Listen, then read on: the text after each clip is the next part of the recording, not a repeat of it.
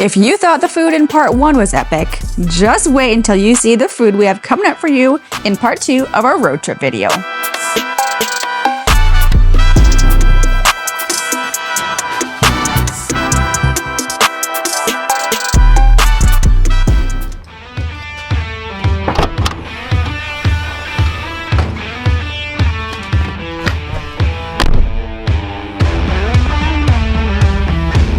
Road trip day 3, and we're going to Njeguši to get their traditional prosciutto and cheese and a Njeguši steak. If someone knows how to pronounce that, please tell us in the comments.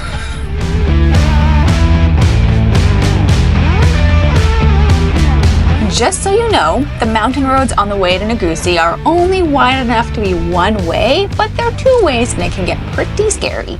I think we picked the actual worst day to drive up a mountain. You can hear it. It is torrential raining. What's happening? I don't know.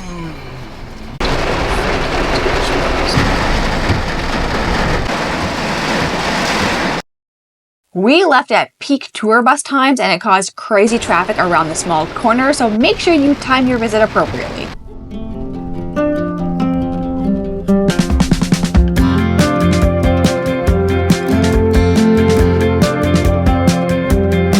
Somehow the torrential rain stopped, the sun came out, and we arrived at Njeguši to try some delicious food.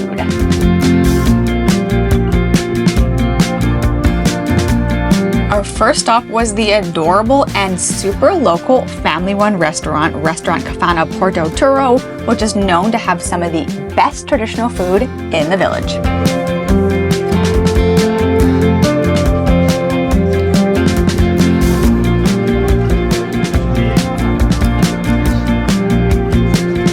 We're in the famous small town of Njeguški. Again, please help us out in the comments. And we are trying the traditional steak, which is basically pork steak wrapped in, I think, like a prosciutto kind of thing, which is what they're famous for, filled with cheese and more cheese on top. I mean, it's like going to be so amazing. I honestly can't wait to dig in. Oh my gosh, it's literally just the thickest cheese, ham, and soft tea. I love that. You must eat everything to go. It's rules from house.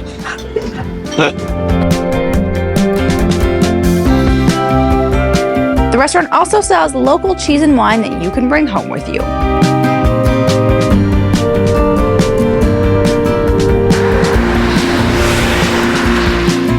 Apparently, this is the oldest restaurant in all of Montenegro, and they make the famous smoked prosciutto and cheese, so of course we have to get it from the motherland and the mother restaurant. This place must be good because the owner was very popular and his Irish jig ringtone kept going off the whole time.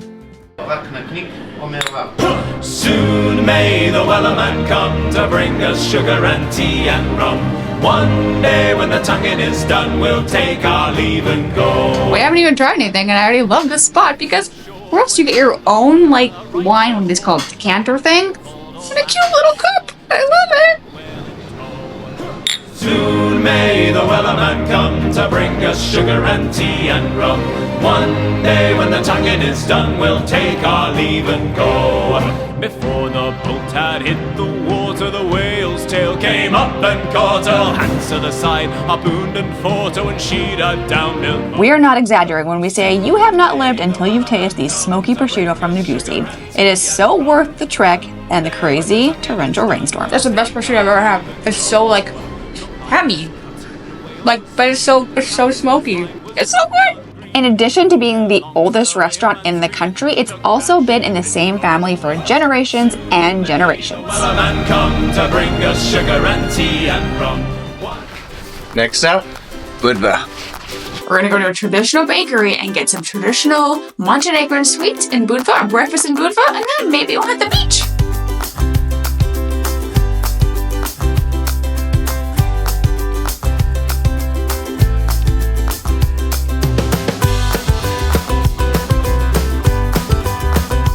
Like there's a fly on me.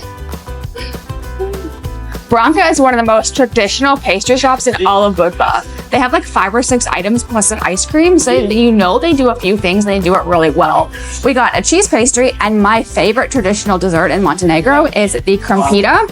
Theirs looks a lot different than the one we had in our 24 hours of Turo video, which we'll link below.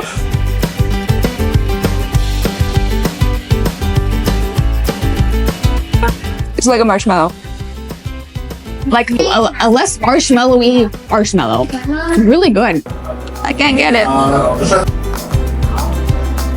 This is a cheese pastry. It doesn't look like much, but this recipe dates 50 years back. It's flaky, buttery. I'm not getting much cheese, but it's really good. The cheese has been discovered. This looks like cottage cheese. It's kind of tart, and it goes really, really well with like the flaky puff pastry.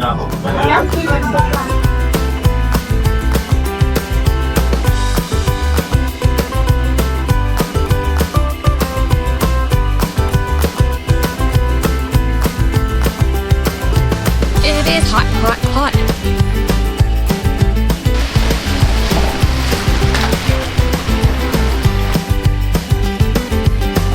We're not huge beach people, but we thought the beaches in Budva were some of the most beautiful in the whole country. It's home to Montenegrin Beach, which is known as one of the most beautiful in all of Europe. We loved Budva over Turo. It felt a little bit more relaxed, laid back, and less touristy.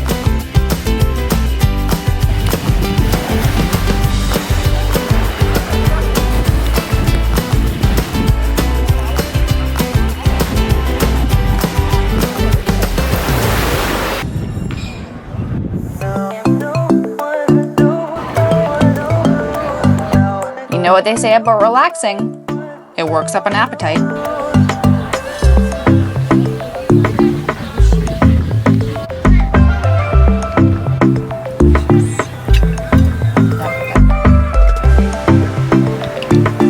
Mussels in buzara is a really traditional dish all across the Balkans and especially Montenegro.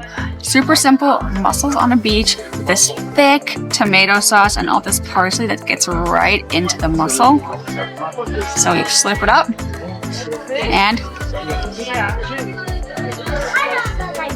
it's just like a good hearty grandma cooked tomato sauce, a little salty mussel. You can taste the sea on a beach with a nice light salad, glass of water.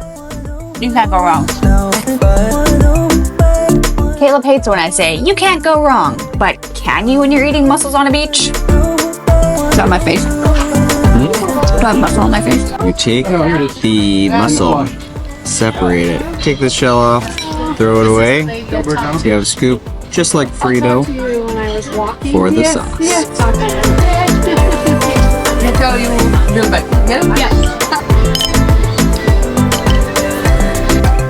A sign of a good mussel experience. Let us know in the comments if you agree.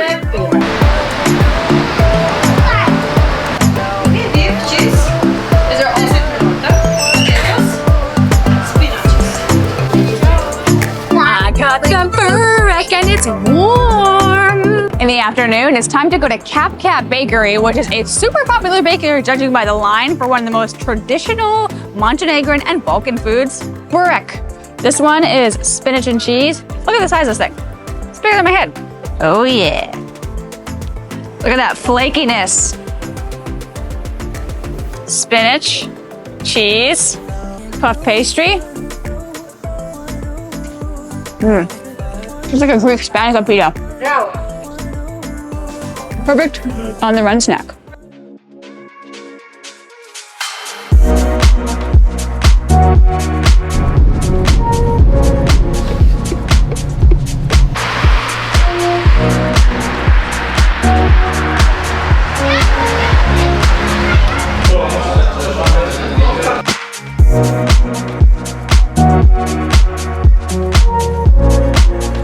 If you didn't do your research or, subscribe to our channel, you would probably drive by restaurant Sebelj because it's really just on the way from Turo to Budva on the side of the road. But the thing to eat here is their isapod saka, which is lamb cooked under a big cover with potatoes and vegetables. They didn't have lamb today. They had goat, which I think is a worthy second.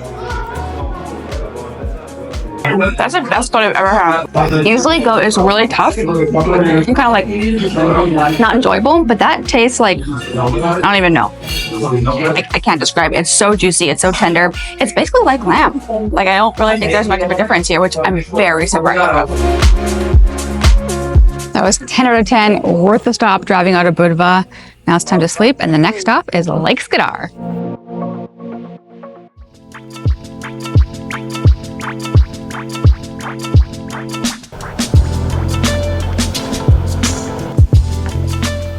This is Villa Mon, and this place is stunning, but the view is even better.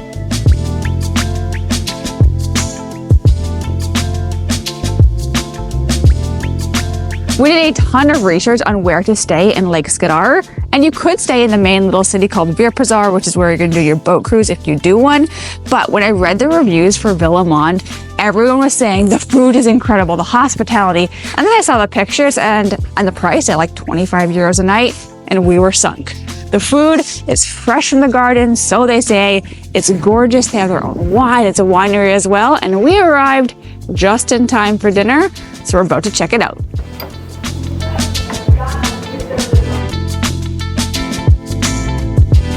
And friends, this is just the appetizer. My stomach's already exploding. It's your favorite cucumbers. Caleb's obsessed with the cucumbers here. This is fried zucchini from the garden, prosciutto from Njeguši, whatever. Tell us in the comments how to do it. Some salad, we don't know. We think she said it's like a pink cucumber, but I don't know if that actually exists, so, you know, we'll see. Some pickles and some fresh cheese. Soup dance. And now, my fork and spoon are ready. We have some organic potatoes from the garden and some fried chicken, baby. She knew we were American and she saw us coming. This is a dessert. We got this cake thing. It looks like one of those wafers from your childhood. That's good. Very light. Much needed after all that food. Pack your stretchy pants. The food at Villa Mon is handmade, fresh, and delish.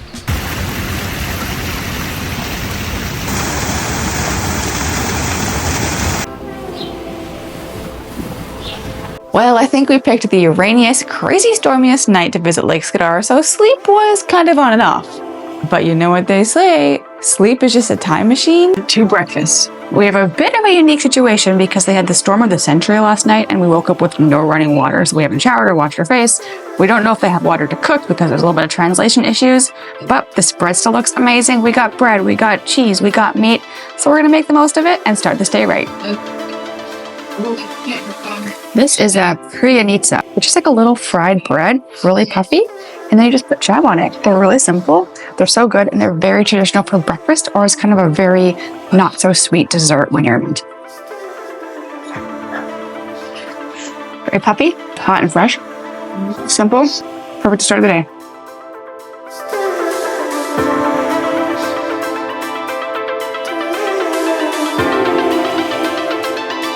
And just like that, the weather has changed. Hopefully it stays.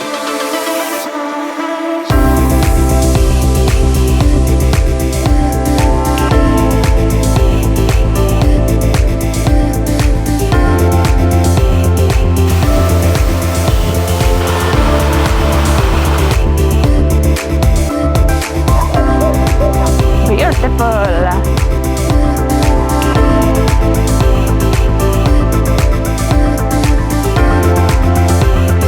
We didn't think we were going to get to do our Lake Skadar boat cruise because of the weather, but the sun came out, so we jumped in our car and headed down to Virpazar, the main touristy village where all the boat cruises start.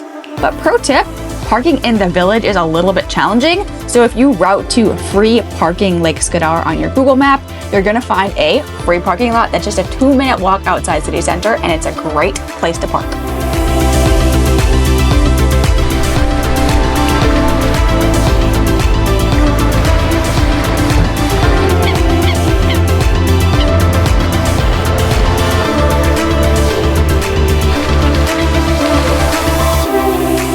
A cruise that starts with breakfast wine is always a good idea.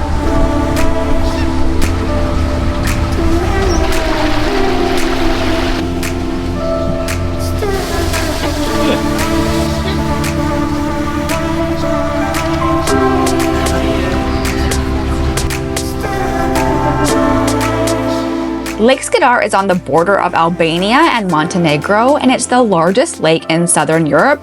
It's named after the Albanian city of Shkodër, which is on the southeastern coast, and it was one of the most beautiful and unique lakes that we have ever been to. We thought this boat cruise was completely worth it.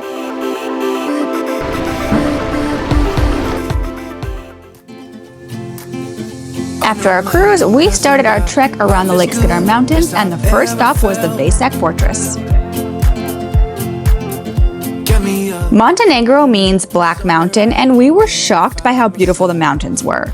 Lake Skadar itself is stunning, but do not miss hiking the beautiful paths around it for some gorgeous and wild scenery.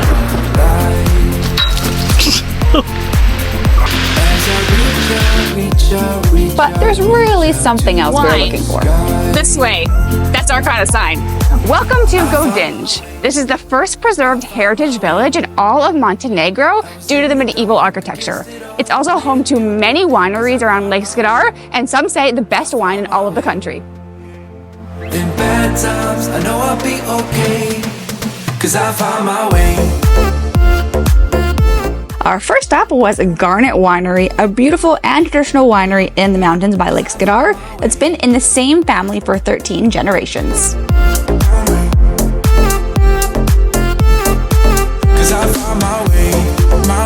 Okay, red wine lovers, you have to try Vranec when you're in Montenegro, which is their local red wine variety. And apparently, coming out soon, maybe by the time you watch this video, there's going to be a scientific study where they did all their wine science.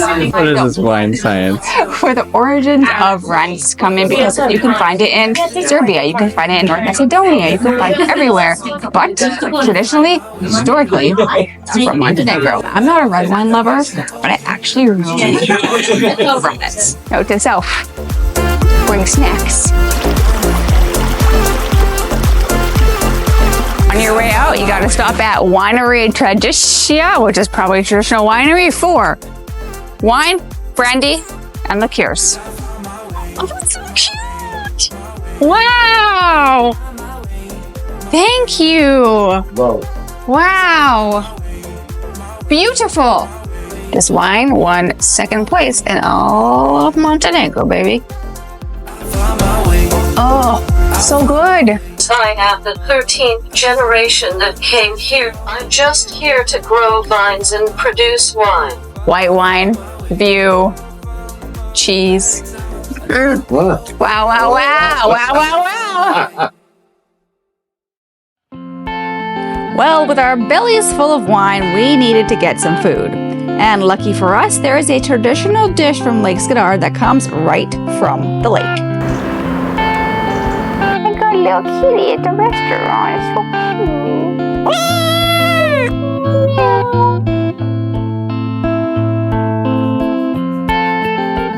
cute. You can't leave Lake Skadar without trying the Lake Skadar carp. It smells so good. Oh, boom! Right. Once you get to the bone, it's so smoky, really flaky, really tender. It's amazing. We were lucky enough to have no more storm of the century, so we had one more beautiful evening in Lake Skadar.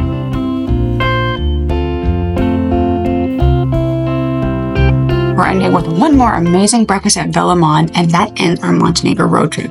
But there is so much more to explore, so make sure you check out the next video to keep planning your trip, subscribe, and let us know in the comments where you want us to go next.